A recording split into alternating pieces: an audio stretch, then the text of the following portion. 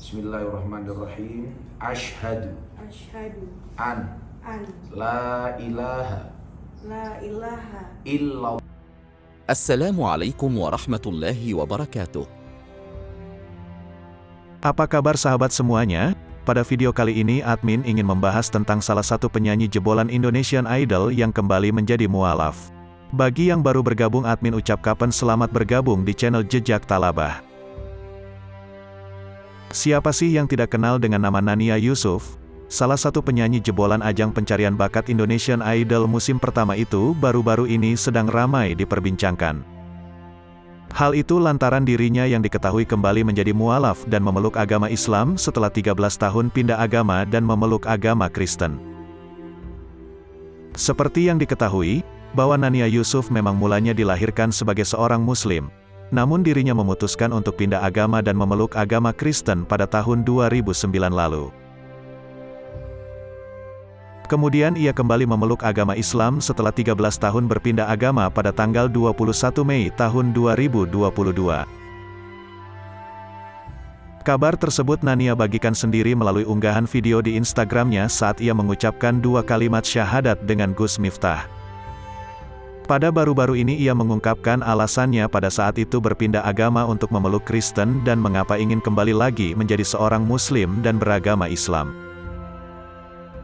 Alasan kenapa ia berpindah untuk memeluk agama Kristen mulanya diungkapkan Nania karena Alkitab milik temannya yang tertinggal di rumahnya. Kemudian ia iseng mencoba untuk membaca Alkitab milik temannya tersebut.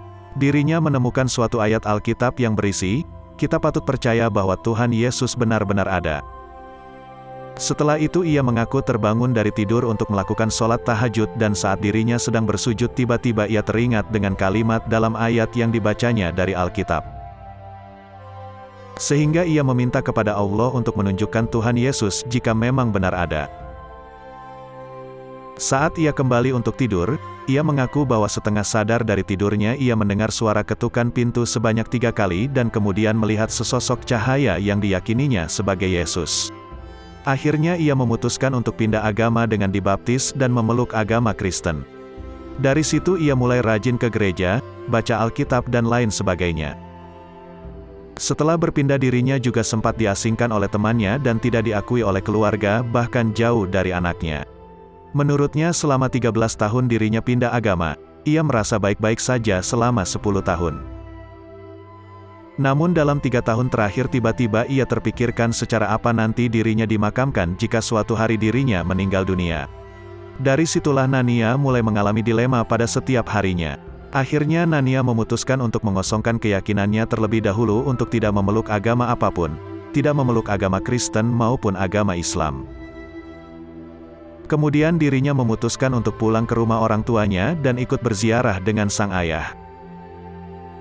Namun pada saat ziarah manajer Nania mendengarnya mengucapkan kalimat syahadat padahal dirinya sedang tidak memeluk agama apapun. Pemikiran bahwa ia nantinya akan dimakamkan secara apa, siapa yang akan memandikannya saat meninggal dan siapa yang akan mendoakannya nanti kembali muncul saat ia sedang memijat sang ibu.